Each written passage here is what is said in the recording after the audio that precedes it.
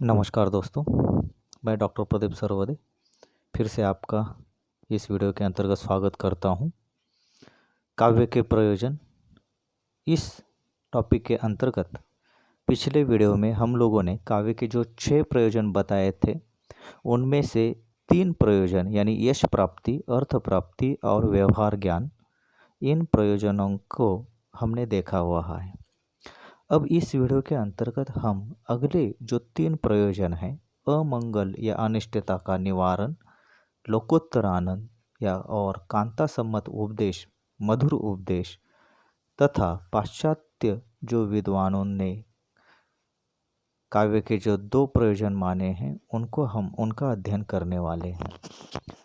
अब हम देखते हैं जो चौथा प्रयोजन है काव्य के प्रयोजन में माने जाने वाला, वह है अमंगल या अनिष्टता का निवारण। काव्य रचना से कवि तथा काव्य पठन से पाठक के संकट दूर हो जाते हैं। मतलब काव्य से अनिष्टता का निवारण हो जाता है। अनेक कवियों ने अपने कष्ट का निवारण करने के लिए तथा इष्ट की रक्षा करते हुए काव्य की रचना की हुई है।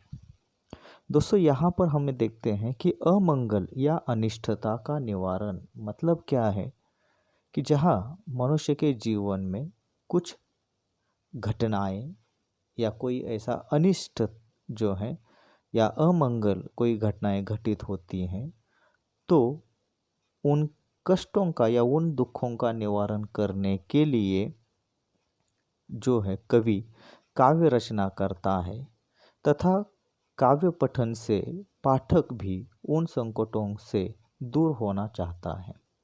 इसका उदाहरण यदि हम देखते हैं कि आचार्य मम्मट ने अपने ग्रंथ काव्य प्रकाश में मयूर नामक एक कवि का उदाहरण दिया है, जिसने सूर्य शतक नामक ग्रंथ की रचना की है। उस ग्रंथ में मयूर नामक कवि ने सूर्य की प्रशंसा की है, जिससे उसके कुष्ठ रोग का निवारण हुआ था। उसी प्रकार संत तुलसीदास ने भी अपने बाहों की पीड़ा का निवारण करने के लिए हनुमन्नाष्टक नामक ग्रंथ की रचना की हुई थी और उन्हें इसमें सफलता भी मिली थी। इस प्रकार हम देखते हैं कि काव्य अमंगल की निवृत्ति का कारण सिद्ध होता है। कवि काव्य लिखकर अमंगल या अनिष्टता से छुटकारा पाता है और पाठक काव्य को पढ़कर अमंगल से छुटकारा पाता है। तो इस प्रकार यह प्रयोजन कवि और पाठक इन दोनों के लिए भी है। इसके बाद हम काव्य का 5वां प्रयोजन देखते हैं, तो वह लोकोत्तर आनंद। काव्य का मुख्य उद्देश्य पाठकों का मनोरंजन करना तथा उससे आनंद की प्राप्ति करना यह रहा हुआ है। इसलिए आनंद की प्राप्ति यह काव्य का मुख्य प्रयोजन जो है रहा है। काव्य रचना करने से कवि और पाठक इन दोनों को आनंद की प्राप्ति जो है वह बिना विलंब होती है। काव्य से जो रस रूपी आनंद मिलता है वही काव्य का लक्षण है। यह काव्यास्वाद सभी प्रयोजनों का प्रयोजन है। काव्य से प्राप्त होने वाला यह आनंद सभी भौतिक आनंद से बढ़कर तथा चिरस्थायी आनंद होता है। दोस्तों, यहाँ हम देखते हैं कि काव्य पढ़ने से तथा काव्य लिखने से जो मिलने वाला आनंद होता है वह इस सांसारिक जो लोक हैं इससे परे जाकर जिस आनंद की प्राप्ति होती है उसे लोकोत्तर आनंद कहा जाता है। काव्य से प्राप्त होने वाले रसानंद को ब्रह्मानंद सहोदर जो है कहा जाता है। ब्रह्मानंद सहोदर का अर्थ क्या है? जिस प्रकार किसी साधक को साधना करते समय ब्रह्म या ईश्वर की प्राप्ति होने के बाद जो आनंद मिलता है, उस प्रकार कवि को काव्य रचना करते समय जिस आनंद की अनुभूति होती है, उस आनंद को ब्रह्मानंद सहोदर जो है कहा जाता है। यह आनंद जो है वह लौकिक या भौतिक आनंद से परे हैं। उससे आगे जाकर बढ़कर जो आनंद मिलता है, उस आनंद को लोकोत्तर आनंद कहा जाता है। काव्य के अन्य प्रयोजन की तुलना में इस लोकोत्तर आनंद की प्राप्ति करना यह प्रमुख प्रयोजन माना जा सकता है। इसलिए आचार्य मम्मट ने इसे सारे प्रयोजन का मुकुट मानते हुए नवरस का आनंद देने वाली विधा के रूप में स्थापित किया है। यानी आचार्य मम्मट ने लोकोत्तर आनंद इस प्रयोजन को सारे प्रयोजनों का मुकुट मानते हुए नवरस का आनंद देने वाली विधा ऐसे कविता को माना हुआ है। मतलब कविता के रचना करने से कवि को तथा पाठकों को उस रचना के पढ़ने से नव रसों का आनंद जो है वह मिलता है। और इसलिए आचार्य मम्मट ने इसे सारे प्रयोजनों का मुकुट जो है वह कहा हुआ है। कविता से मिलने वाला आनंद जीवन की विषमता को दूर कर शांति की स्थापना करता है। मतलब मनुष्य जिस आनंद की प्राप्ति करना चाहता है, अपने जीवन में जिस शांति की वह स्थापना करना चाहता है, वह उसे कविता के माध्यम से मिलती हैं। और इसलिए कविता करने से कवि को तथा उस काव्य को पढ़ने से पाठक, इन दोनों को इस लोकोत्तर आनंद की प्राप्ति होती है। और इसलिए लोकोत्तर आनंद की प्राप्ति करना यह काव्य का मुख्य प्रयोजन माना हुआ है। इसके बाद हम देखते हैं अगला जो प्रयोजन है वह है कांता सम्मत उपदेश, या जिसे मधुर उपदेश जो है कहा जाता है। कांता यानी पत्नी, पत्नी के समान मधुर उपदेश देना भी काव्य का एक प्रयोजन माना हुआ है। काव्य से यश, अर्थ, व्यवहार ज्ञान और आनंद की प्राप्ति तो होती ही है, लेकिन उसके साथ साथ उचित और उत्तम रीति से जीवन यापन करने का उपदेश काव्य से मिलता है। काव्य पढ़ने से हमारे जीवन का मार्ग प्रशस्त हो जाता है। काव्य से जीवन जीने के लिए उपदेश अवश्य मिलता है, परंतु यह उपदेश प्रभु के कथन की तरह न कोई आदेश होता है और न ही मित्र के कथन की तरह कोई आग्रह होता है। वह तो अपनी प्रिय पत्नी के द्वारा अत्यंत एकांत में अत्यंत विनम्रतापूर्वक दिया हुआ प्रेमपूर्वक उपदेश होता है, जिसमें सार्थकता, कल्याण की प्रवृत्ति और रमणीय भावों का योग होता है।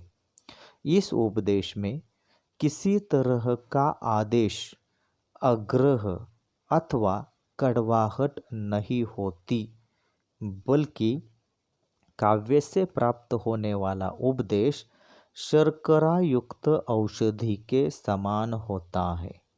दोस्तों, यहाँ हम देखते हैं कि जिस प्रकार कोई भी पत्नी अपने पति को जो उपदेश देती है, जिस प्रकार मधुर उपदेश देती हैं, यह उपदेश हमेशा उसके कल्याण के लिए जो रहते हैं, जिसमें प्रेम पूर्वक भाव और रमणीय भावों का योग होता है। वह न किसी तरह आदेश होता है, न उसमें कोई आग्रह होता है, न उसमें कोई कड़वाहट होती है। अक्सर हम देखते हैं मनुष्य को उपदेश प्रिय नहीं होता है। कोई भी मनुष्य उपदेश सुनना नहीं चाहता है, लेकिन यदि वह उपदेश मधुर उपदेश होता है तो वह उपदेश उसे शर्करायुक्त औषधि के समान लगता है। मतलब औषधि में हमेशा कड़वाहट होती हुई दिखाई देती है, लेकिन वही औषधि यदि उसमें शक्कर मिलाकर यदि हमें दी जाती है तो उसकी कड़वाहट कुछ कम हो जाती है और हम बीमार से बच सकते हैं। उस प्रकार से काव्य भी शर्करायुक्त औषधि के समान ही है, जो उपदेश तो देता ही है, लेकिन वह उपदेश उसमें कड़वाहट नहीं है, बल्कि शक्कर के समान मधुर ऐसा यह उपदेश होता है। और इसलिए कांता सम्मत उपदेश या मधुर उपदेश यह काव्य का प्रयोजन माना है।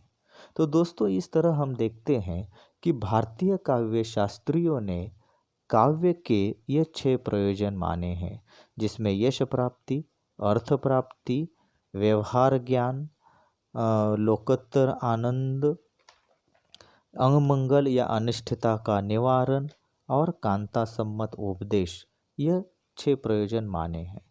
जिस प्रकार से भारतीय काव्य शास्त्रियों ने काव्य के प्रयोजनों पर विचार किया हुआ है, उसी प्रकार पाश्चात्य देशों में भी काव्य के प्रयोजनों पर विचार हुआ है और इन पाश्चात्य विद्वानों ने भी काव्य के कुछ प्रयोजन माने हैं।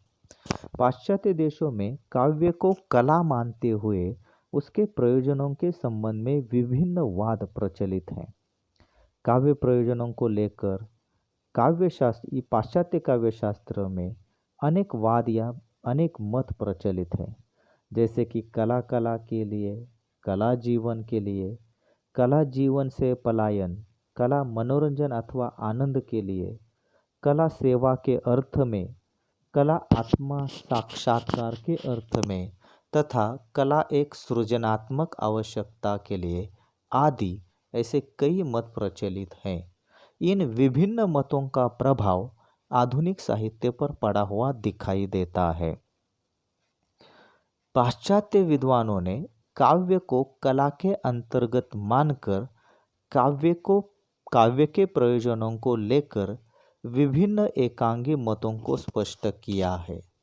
इस संबंध में 2 प्रमुख वाद हमें दिखाई देते हैं। एक है कला कला के लिए और दूसरा जो है कला जीवन के लिए। इन दोनों को अब हम यहाँ पर स्पष्ट रूप से देखते हैं। एक वर्ग है पाश्चात्य विद्वानों का जो कला कला के लिए या काव्य काव्य के लिए मानने वाला एक वर्ग है।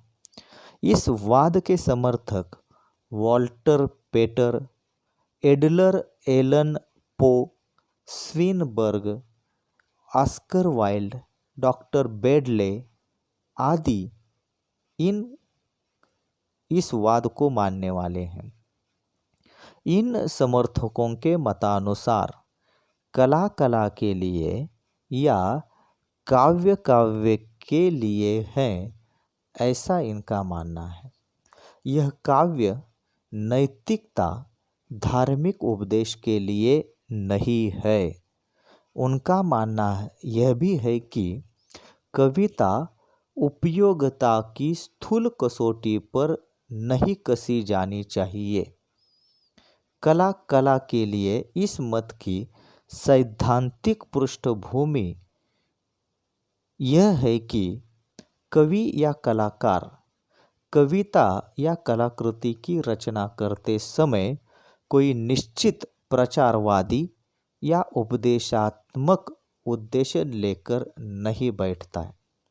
उसकी प्रतिभा के स्वच्छंद प्रस्फुटन के लिए प्रयोजन या उद्देश्य का कोई बंधन या सीमा नहीं होनी चाहिए। कवि या कलाकार का प्रमुख उद्देश्य काव्य या कला की सृष्टि करना है। अतः उसकी दृष्टि से कला कला के लिए है, उसका कोई और प्रयोजन नहीं है। इस वाद का समर्थन करने वालों के विचार से कला अथवा कलाकार का एकमात्र उद्देश्य सौंदर्य की सृष्टि करना होता है। काव्य का उद्देश्य भी एक सुंदर रचना प्रस्तुत करना होता है। कवि के द्वारा किसी प्रकार के उपदेश की अपेक्षा करना व्यर्थ है। इन विद्वानों ने काव्य के स्वतंत्र क्षेत्र की घोषणा की और यह स्पष्ट किया कि कला का सर्वप्रथम उद्देश्य लक्ष्य कला ही है। एक कलाकार विभिन्न कला गुणों से संपन्न है तो वह उन कला गुणों का उपयोग कर कलाकृति का निर्माण करेगा ही।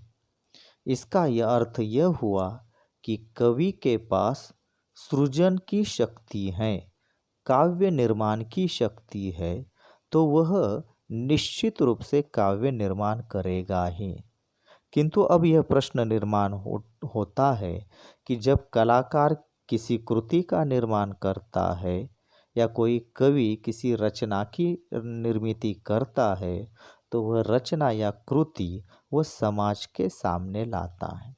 इसलिए इस प्रयोजन के विरोध में कला जीवन के लिए यह दूसरा मत सामने आता है। मतलब यहाँ हम इस प्रयोजन के अंतर्गत देखते हैं कि एक वर्ग ऐसा है जो इस बात को मानता है कि कला केवल कला के लिए है, यानी कला का उद्देश्य केवल सौंदर्य की सृष्टि करना, यही उद्देश्य दिखाई देता है। लेकिन इसके विरोध में एक दूसरा वर्ग भी ऐसा है जो यह मानता है कि कला केवल कला के लिए नहीं है बल्कि कला जीवन के लिए है। काव्य और कला जीवन के लिए है, इस सिद्धांत का समर्थन मिल्टन, मैथ्यू अर्नाल्ड जैसे विद्वानों ने किया हुआ है। इनके विचार में कला और जीवन का अटूट संबंध है। कला ही जीवन को मंगलमय बनाने का प्रयत्न करती है। कला जीवन के लिए इसे कोई अस्वीकार नहीं कर सकता है। कला के बिना जीवन की कल्पना ही करना तथा जीवन उत्कर्ष करना असंभव ही है। यदि काव्य या कलाओं को जीवन से निकाल दिया जाए तो जीवन कैसे होगा, इसकी हम कल्पना भी नहीं कर सकते। काव्य से जीवन को प्रेरणा मिलती है, यानी काव्य जीवन को सरस और सुंदर तो बनाता ही है, लेकिन उसके साथ साथ काव्य हमें जीवन जीने की प्रेरणा देता है। दुख और चिंता के क्षणों में भी काव्य मनुष्य को आनंद की प्राप्ति कराता है। मतलब दुख या और चिंता के क्षणों में काव्य जो है मनुष्य को आनंद जो है प्रदान करता है। काव्य जीवन को सुंदर, स्वस्थ और उदात्त दृष्टिकोण से प्रस्तुत करता है। काव्य के द्वारा पाठक कुछ ही समय में व्यापक और संपूर्ण जीवन दर्शन करके ज्ञान, आनंद और शिक्षा प्राप्त करता है। अर्थात कला या काव्य जीवन के लिए ही लाभदायक सिद्ध होती हैं। अतः कला यदि जीवन के लिए नहीं है तो इसका क्या उपयोग हो सकता है। इसलिए काव्य और कला जीवन के लिए ही है, ऐसा माना जाता है। तो इस प्रकार से यहाँ हम देखते हैं कि दो भिन्न जो वर्ग हैं, एक वर्ग काव्य को या कला को कला के लिए मानता है, तो दूसरा वर्ग कला जीवन के लिए है, ऐसा यह मानता हुआ दिखाई देता है। तो निष्कर्ष रूप में हम यह कह सकते हैं कि काव्य का उद्देश्य न तो केवल आनंद की प्राप्ति करना होता है, न नैतिकता का उपदेश देना होता है, बल्कि इन दोनों का उचित समन्वय काव्य में हमें समाविष्ट होता हुआ दिखाई देता है। तो इन सिद्धांतों के अतिरिक्त भी पाश्चात्य काव्य शास्त्रियों ने अन्य प्रयोजनों को भी स्थान दिया हुआ है, परंतु वे सभी प्रयोजन इन दोनों सिद्धांतों अथवा प्रयोजनों के अंतर्गत आते हैं। तो इस प्रकार से इन दोनों वीडियो में हम लोगों ने भारतीय तथा पाश्चात्य काव्य शास्त्रियों ने काव्य के जो प्रयोजन बताए हैं, उन प्रयोजनों का अध्ययन अब यहाँ पर हमने किया हुआ है। धन्यवाद।